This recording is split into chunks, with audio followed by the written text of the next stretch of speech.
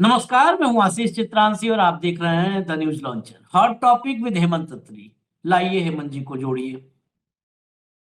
स्वागत है हेमंत भाई आपका।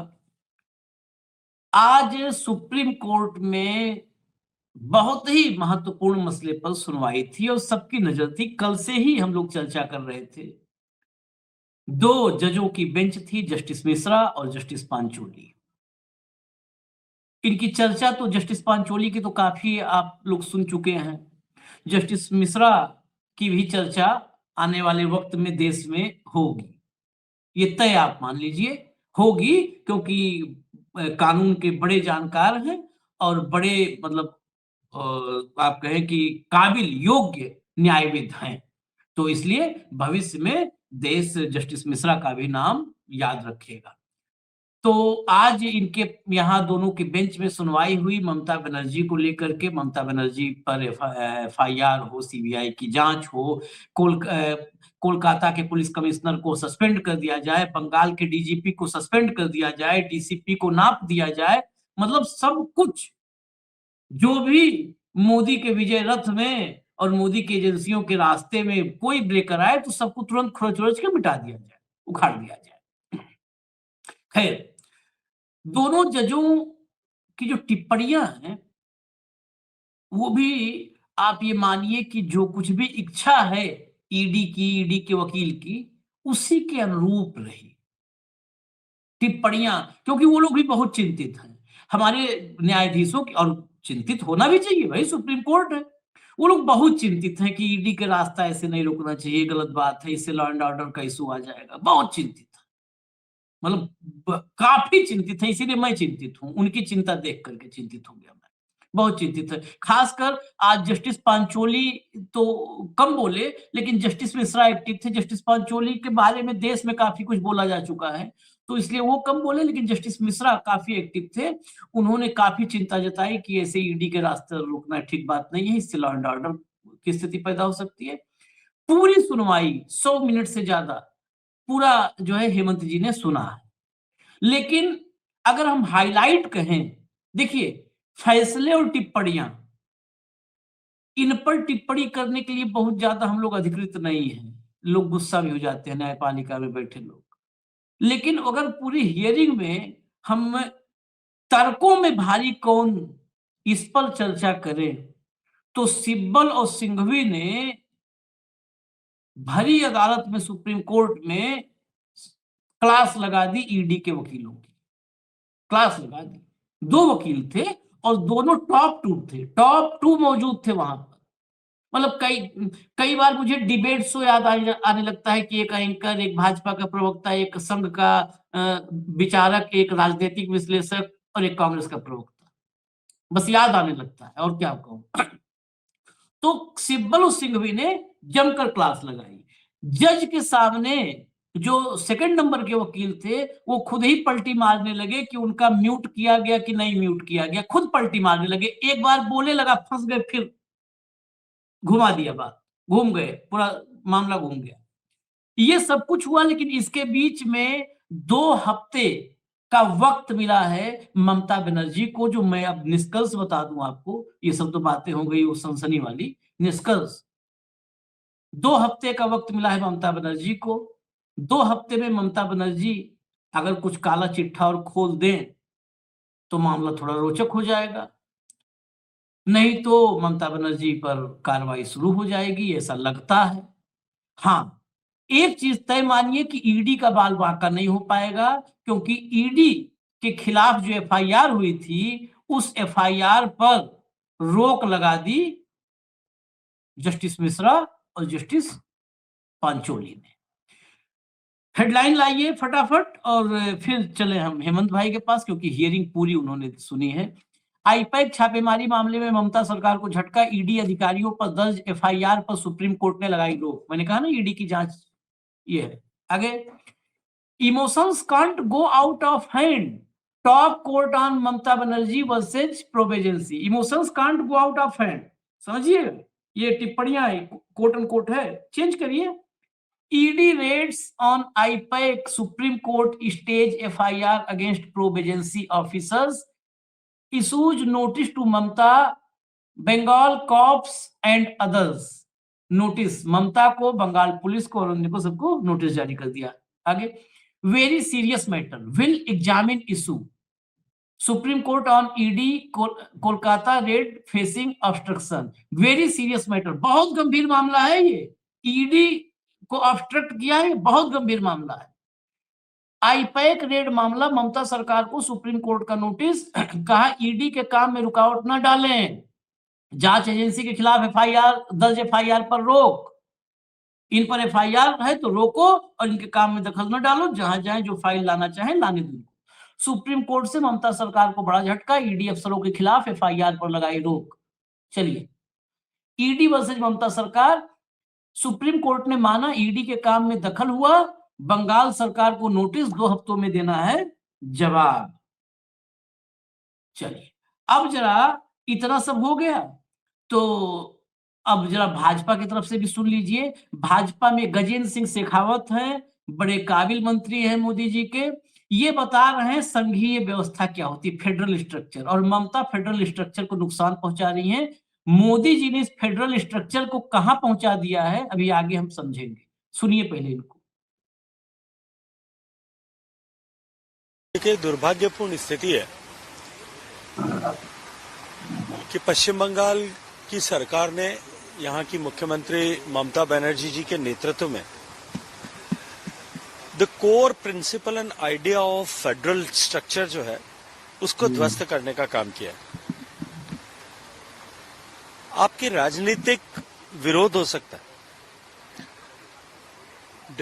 डिफरेंसेस इन आइडियोलॉजी हो सकते हैं, लेकिन संविधान प्रदत्त अधिकारों के तहत बनी हुई संवैधानिक संस्थाएं और व्यवस्थाएं, इन दोनों को कुचलने का काम यदि आप करते हैं या इनको डाइल्यूट करने का काम करते हैं तो आप न केवल संविधान का अपमान करते हैं अपितु भारत की आत्मा को भी कमजोर करने का काम कर रहे हैं।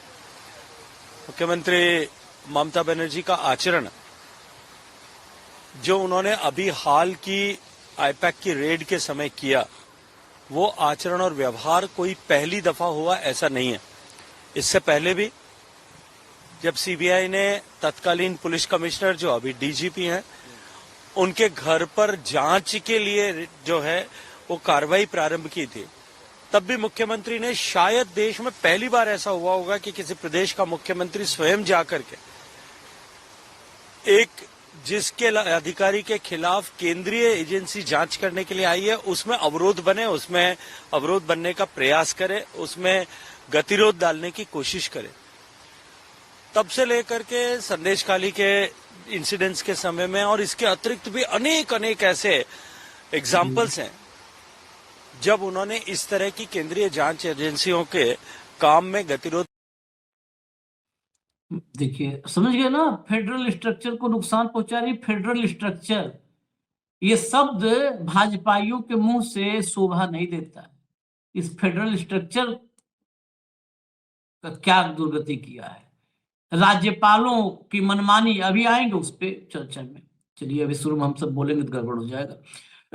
कल्याण बनर्जी को सुनवाइए। छोड़ा ये मैटर में आज जो नोटिस हुआ है और नोटिस किया है ईडी का जो रिट पिटीशन फाइल किया और लोग का ऑफिसर का रिट पिटीशन फाइल किया, उसमें नोटिस हुआ है और उसमें जो 2 वीक्स का अंदर एफिडेविट देने के लिए बोला है। 3 February matter will come for hearing, इसका हियरिंग में आएंगे और स्टे किया है वो जो क्रिमिनल केस जो इनिशिएट किया है वेस्ट बंगाल कलकत्ता पुलिस ने, उसको स्टे किया है। इन्होंने एग्जैक्ट वही बताया जो हुआ है, बस उतना ही बताया और कोई बाकी कुछ नहीं। अब बिल्कुल सीधा चल रहे हैं हेमंत भाई के पास, क्योंकि उन्होंने हियरिंग सुनी है।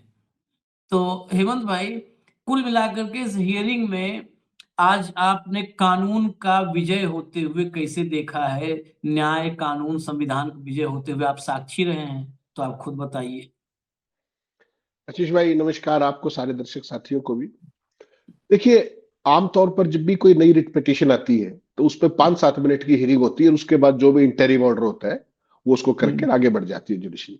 लेकिन आज पहली बार मैंने देखा कि इनिशियल जो थी, रिट पिटीशन थी ईडी की, अलग अलग थी। एक तो आज भी दायर की सुबह सुबह में, आज कोर्ट शुरू होने के बाद भी एक दायर की। 105 मिनट तक हियरिंग हुई आशीष भाई, 105 मिनट तक जबरदस्त जहरबाजी हुई, सारी बात हुई। और शुरुआत कहां से हुई? जो आज दायर की थी, जो पहले एप्लीकेशन डाली थी वो नहीं, आज वाली से। और शुरुआत कहां से की? सॉलिसिटर जनरल तुषार मेहता ने और एडिशनल सॉलिसिटर जनरल राजू के साथ, जो वहां के डीजीपी और पुलिस कमिश्नर है, उनको सस्पेंड किया जाए। तो जज साहब ने कहा हम करें क्या? तो करनी आप नहीं करें, डीओपीटी को आदेश दें। उसके बाद वो उससे साइड हो गए और उसके बाद चली जिरह। तो बेसिकली आशीष भाई क्या था कि अगर सुप्रीम कोर्ट, ये बेसिकली मूल अधिकार कहाँ का है? कलकत्ता हाई कोर्ट का। जिस तरीके से पहली पिटीशन जो फाइल की थी, सबसे पहले कलकत्ता हाई कोर्ट में कौन गया था? ईडी गई थी। 8 तारीख को घटना हुई जैन के घर पे, और उसी दिन ईडी मूव कर गई कलकत्ता हाई कोर्ट के अंदर, सबको पता है। उसके बाद अगले कलकत्ता हाई कोर्ट ने क्या कहा सिंगल बेंच ने, कि कल 2:30 बजे हम सुनवाई करेंगे। ठीक, अगले दिन 2:30 बजे वो सुनवाई नहीं हो पाई। हंगामा, वकीलों की भीड़ भाड़ और जिस भी तरीके का माहौल बना, नहीं हो पाई। और सिंगल बेंच ने कहा कि अब हम 14 तारीख को हियरिंग करेंगे। तो ईडी ने 14 का इंतजार नहीं किया, 9 तारीख को ही पिटीशन फाइल कर दी सुप्रीम कोर्ट के अंदर। ठीक, 1 पिटीशन, 2 पिटीशन, 3 पिटीशन, और आज फाइनली 4थी पिटीशन हियरिंग से जस्ट पहले। तो ये सारा घटनाक्रम हुआ। इनिशियली ईडी क्या कह रही थी, और आज जब हियरिंग का दिन आया तो आफ्टर थॉट के तौर पर पुलिस अफसरों के निलंबन पे भी चली गई। इनिशियली क्या था कि ईडी के खिलाफ जो पर्चे दर्ज हुए 4 बंगाल के अंदर, उन पर रोक लगा दी जाए, नंबर 1। ममता बनर्जी के खिलाफ सीबीआई की इंक्वायरी कराई जाए, नंबर 2। और आज ताजा खबर ये आई कि जो पुलिस अफसर थे, टॉप पुलिस अफसर जो ममता बनर्जी के साथ थे, उन सबको सस्पेंड करवा दिया जाए। तो 2 चीजों में सफलता नहीं मिली। ममता बनर्जी के खिलाफ सीबीआई की इंक्वायरी आज ऑर्डर नहीं हुई, 2 हफ्ते का नोटिस हुआ जैसा बताया। और जो अपने क्या नाम है अफसरों के खिलाफ सस्पेंशन का मामला, उस पर कोई चर्चा ही नहीं हुई उसके बाद, इनिशिएट होने के बाद। तो ये एक तरीके से ईडी के लिए, मतलब उस तरीके का जो वो सोच के आए थे, वो उतना नहीं हो पाया, एक बात। दूसरा, जो सिब्बल ने और जिस तरीके से बड़ा एक एनर्जेटिक प्रतिरोध किया, ये तो देखिए समस्या क्या है कि कोई भी चीज जब कोर्ट के अंदर होती है ना, तो उस पर हम वैल्यू जजमेंट तो आप कर नहीं सकते, लेकिन ओवरऑल एक ऑब्जर्वेशन जरूर, क्योंकि मैंने 105 मिनट तक पूरी हियरिंग सुनी, एक एक शब्द सुना, देखा। जिस रास्ते पर ईडी थी और जो टिप्पणी आती है ना बीच बीच में, उससे लग रहा था कि आज सीबीआई की इंक्वायरी ऑर्डर हो जाएगी, ऑनेस्टली स्पीकिंग। और जो ऑर्डर डिक्टेशन की शुरू की, ऑर्डर भी आप सोचिए, शुरू में 11:50 पे हियरिंग शुरू हुई, 1:02 तक हियरिंग चली, लंच हो गया, 2:15 बजे फिर हियरिंग शुरू हुई, और 2:52 तक लगातार हियरिंग हुई। और ये मान करके चलिए कोर्ट ने कम से कम आधा घंटा ऑर्डर लिखवाने में लिया, काफी लंबा चौड़ा ऑर्डर लिखा, डिटेल्ड ऑर्डर। और जब वो कह रहे थे कि इस तरह का जो संघीय शासन प्रणाली है, अलग अलग राज्यों में अलग अलग आउटफिट्स की सरकारें हो सकती हैं, और हमें ये मामला एग्जामिन करना चाहिए, तो मुझे लगा कि आज तो सीबीआई की इंक्वायरी ऑर्डर होगी। बेसिकली जो कर रहे थे सिब्बल और जो अपने क्या नाम, ये कल्याण बनर्जी भी थे वहां पे, he also argued to some extent, एक आध पॉइंट इन्होंने भी बीच में बोला। बाकी मुख्य तौर पे कपिल सिब्बल थे, नंबर 2 अभिषेक मनु सिंह भी थे। उन दोनों ने बेसिक सवाल उठाए, मूल सवाल उठाए कि माय लॉर्ड, ये सारा मामला कलकत्ता हाई कोर्ट का है। ठीक, आप इस मामले में मत आइए बीच में, कलकत्ता हाई कोर्ट में चलने दीजिए। तो कोर्ट ने कहा कि निराशा सी जाहिर की कि भाई जो 9 तारीख को वहां कलकत्ता हाई कोर्ट में हुआ। तो उसके बाद सिब्बल ने कहा कि साहब कल भी तो हियरिंग हुई है वहां, कोई ऐसी बात नहीं है, और कल स्मूथ हियरिंग हुई। तो राजू साहब आए बीच में, उन्होंने कहा कि कल भी मेरे माइक को बार बार म्यूट किया जा रहा था। तो जस्टिस मिश्रा के मुंह से निकल गया कि लेकिन माइक का तो कंट्रोल कोर्ट के पास होता है, तो फिर उसमें चर्चा नहीं हुई, वो साइड स्टेप हो गया, फिर आगे चलता। तो जो सिब्बल ने कहा, जो उन्होंने सिंघवी ने कहा, उन्होंने कहा कि साहब ये कलकत्ता हाई कोर्ट का मसला है, इसको वहीं रहने दीजिए, आप यहाँ पे इंटरफियर मत कीजिए इस स्टेज के ऊपर। तो लेकिन वो नहीं। और उसके बाद जो परिस्थितियां बनी, उन्होंने कहा कि भाई ये गए क्यों थे ईडी वाले वहां पर। सिब्बल ने बड़ी जबरदस्त पैरवी की, उन्होंने कहा कि लास्ट जो पूछताछ और सम्मन और जो बयान दर्ज हुए थे कोला घोटाले में, जिसकी बात आज वो करे 2700 कुछ करोड़ का घोटाला है, ये है वो है, तो उन्होंने कहा कि साहब इस मामले में तो फरवरी 2024 में आखिरी बयान दर्ज हुए थे, अब चुनाव का समय आ गया है, तो 23 महीने बाद इनको याद आया है। तो ईडी करने क्या गई थी, वो इस बात में थे, वो इस पॉइंट को प्रूव कर रहे थे कि वो कहीं ना कहीं आईपैक का जो तृणमूल के साथ वो है उसको डिस्टर्ब करने गए थे। कहा उन्होंने, नोटिस का जबरदस्त विरोध किया, दोनों ने विरोध किया, सिंघवी ने भी विरोध किया। अदालत ने कहा, इनिशियली ही कह दिया था अदालत ने पहली 10 मिनट के अंदर ही कि we are inclined to issue notice. ठीक, तो इसलिए उन दोनों की जो बचाव पक्ष की जिरह थी वो इस पे थी कि आपको ये नहीं करना चाहिए, इस स्टेज पे इंटरवीन नहीं करना चाहिए। लगातार बहस चलती रही, सब कुछ होता रहा, और फिर एक स्टेज ऐसी आई कि लगा कि यार तो सीबीआई इंक्वायरी ऑर्डर होगी, लेकिन जज just stop short of that, incidentally just stop short of that, उससे जस्ट पहले रुक गए। उन्होंने कहा कि अगर इस तरीके से केंद्रीय एजेंसियों के कामकाज को रोका जाने लगा तो कई राज्यों के अंदर लैंड ऑर्डर का प्रॉब्लम खड़ा हो जाएगा और हमें इस मामले को एग्जामिन जरूर करना चाहिए। ये था बेंच का, और ऑर्डर में लिखा उन्होंने ये बात। और उसके बाद उन्होंने 2 हफ्ते का नोटिस जारी कर दिया ममता बनर्जी को सभी पिटीशंस पे, और जो ईडी के खिलाफ जो एफआईआर से उन सब पर रोक लगाई। तो सिंघवी ने कहा कि साहब आप एफआईआर पर तो ऐसे रोक कभी नहीं लगाते, आप इसमें कोरेसिव एक्शन पे तो रोक लगाते हैं कि किसी गिरफ्तारी ना हो और ना हो, लेकिन आप एफआईआर को तो स्टे नहीं करते। तो जज साहब ने नहीं सुना, ऑर्डर वही रहा। उसके बाद एक इंटरिम एप्लीकेशन लगाई थी चीफ सेक्रेटरी को इंस्ट्रक्शन देने को लेकर के, उस पर आइए बोलते हैं उसको, तो उस पर भी इन्होंने कहा कि साहब इस पर मैं कुछ समय एक्स्ट्रा दीजिए, जैसे 2 हफ्ते का समय दिया ना, तो सिंघवी ने कहा कि कुछ एक्स्ट्रा समय दीजिए हमें, तो उसको भी जज ने स्वीकार नहीं किया। और ये भी कहा कि जो सीसीटीवी फुटेज है रेड्स की, और जो भी ममता बनर्जी डॉक्यूमेंट्स लेके गई है वहां, इलेक्ट्रॉनिक डिवाइसेस और जो भी, उसको बिल्कुल सेफ रखा जाए, उसके साथ छेड़छाड़ ना की जाए। तो ये सारी इंस्ट्रक्शंस हुई। कुल मिलाकर के इतनी स्पिरिटेड, जिसको आप कहते हैं स्पिरिटेड जिरह की सिंघवी ने भी और कपिल सिब्बल ने भी, लेकिन अदालत ने पार्टली ईडी की मदद उस गुम्बे के भी उनके खिलाफ पर्चे दर्ज है उसको स्टे कर दिया। और जो निराशा ईडी को लगी होगी वो ये कि सीबीआई ऑर्डर नहीं हो पाए इंक्वायरी के, नंबर 1, और नंबर 2 पुलिस के जो टॉप ऑफिसर्स हैं जो वो चाह रहे थे कि सस्पेंड हो जाए, वो भी ऑर्डर आज नहीं हो पाया। तो अब उनकी निगाह 3 फरवरी पे रहेगी जब इसकी अगली हियरिंग होगी। नहीं, लेकिन एक बात इसमें, दो तीन बातें मेरे मन में सवाल है, ऐसे ही मान लीजिए सामान्य ही सवाल। एक तो आप कह रहे हैं कि ईडी को राहत मिली और इधर जो ईडी चाहती थी वो भी नहीं हुआ। ईडी को तो राहत मिली, आप बताइए ईडी की जांच, आखिर एफआईआर थी, गिरफ्तारी ना हो, बिल्कुल आपने ठीक कहा, गिरफ्तारी ना हो ये आदेश दे देते कि भाई आप किसी गिरफ्तार नहीं करोगे, जांच करो। जांच क्यों ना हो किसी की जांच क्यों ना हो, ये मेरा एक वो है। क्या ईडी, फिर वही बात है, फिर या तो सुप्रीम कोर्ट संसद को आदेश दे दे और एक कानून बन जाए कि ईडी अब जांच के दायरे से बाहर है। धीरे धीरे इस देश की, मैं इसको ले जा रहा हूं चुनाव आयोग तक। चुनाव आयोग में चुनाव आयुक्त, मुख्य चुनाव आयुक्त और बाकी चुनाव आयुक्त, ये सबके सब किसी भी अपने कार्यकाल में कुछ भी करें, ये सबके किसी भी मामले में अब ये किसी भी सजा से बाहर हो चुके हैं ना। मतलब इनको एक वो दे दिया गया, सील्ड, इनके लिए कवच हो गया, कुछ नहीं हो सकता है।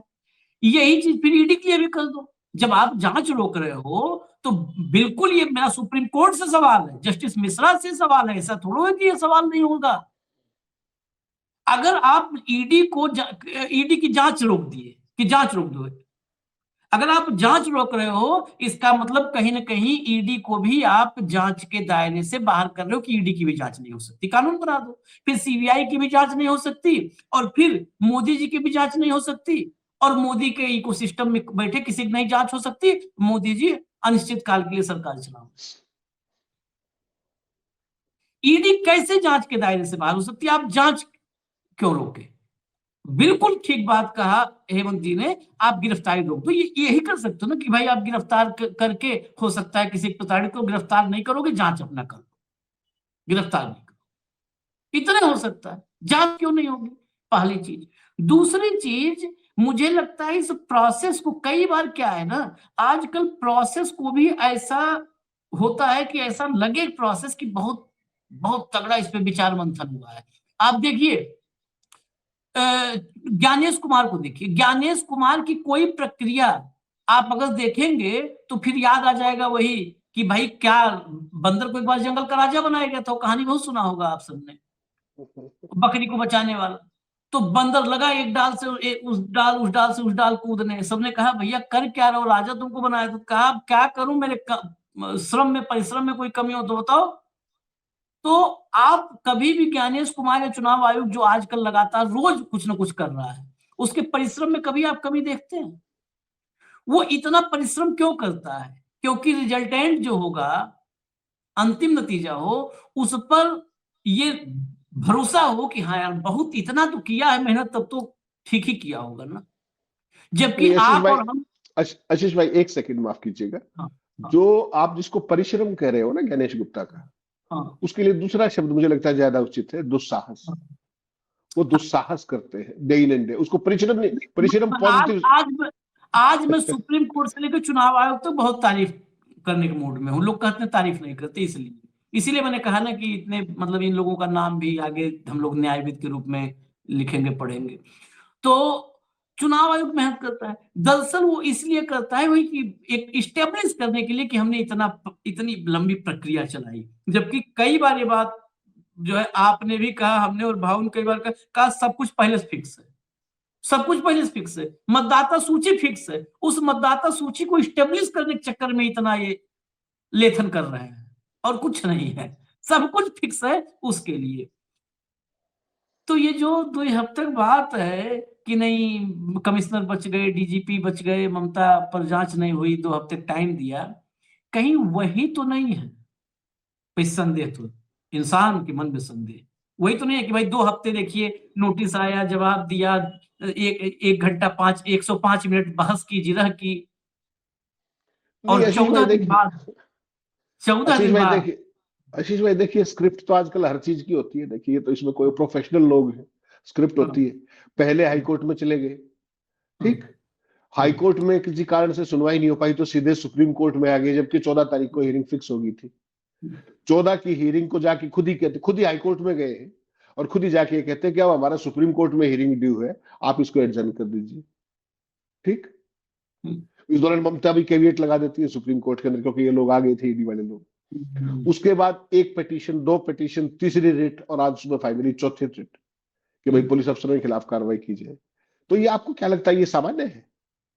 भाई आप हाईकोर्ट गए हो तो हाईकोर्ट में और सिंघवी ने कहा इस बात को कि उन्होंने कहा कि ये जो है, ये लोग डिसीजन हंटिंग कर रहे हैं। कभी हाईकोर्ट चले जाते, हाईकोर्ट का इंतजार नहीं करते, फिर सुप्रीम कोर्ट आ गई, तो ये डिसीजन हंटिंग कर रहे हैं। 2-3 बार कहा उन्होंने ये बात, ईडी जो कर रही है वो डिसीजन हंटिंग है। जैसे दिल्ली में एक स्पेशल वो है ना आजकल न्यायपालिका को लेकर के, कि बहुत सारे लोग बेंच हंटिंग करते हैं कि उस बेंच में लग जाए, उस बेंच में लग जाए। तो सिंघवी ने कहा कि डिसीजन हंटिंग कर रहे हैं ये लोग कहीं ना कहीं, कि हाईकोर्ट में तो कम से कम कार्रवाई पूरी हो लेने दीजिए, ये अधिकार उनका है, आपको नहीं पड़ना चाहिए बीच में। तो मैं भी हैरान था जिस तरीके से पूरी प्रोसीडिंग्स देखी, जो ऑर्डर पढ़ाया, ऑर्डर लंबा हो जाएगा, काफी लंबा ऑर्डर है, दोनों पक्ष है, फिर उसके बाद तो मैं दर्शकों को पढ़ के सुना देता। उसमें जो मुझे लग रहा था कि ये तो सीबीआई इंक्वायरी तो होगी, आज ममता की सीबीआई इंक्वायरी तो ऑर्डर होगी, जबकि जो वो दोनों थे सिब्बल और सिंघवी, वो नोटिस देने के भी खिलाफ थे कि नोटिस नहीं दीजिए आप, ये काम कलकत्ता हाईकोर्ट में छोड़िए। लेकिन नोटिस तो उन्होंने पहली 10 मिनट में क्लियर कर दिया था कि we are inclined to issue notice. Notice तो उन्होंने दे दिया। कुल मिलाकर के आशीष भाई, ये कहूंगा मैं कि ममता को जो राहत मिली आज, ममता को राहत ही कहूंगा मैं, क्योंकि everybody was expecting as per the script कि आज सीबीआई इंक्वायरी ऑर्डर हो जाएगी। तो एज ऑफ नाउ उनको भी राहत मिली है, उनके टॉप पुलिस ऑफिसर्स को भी राहत मिली है।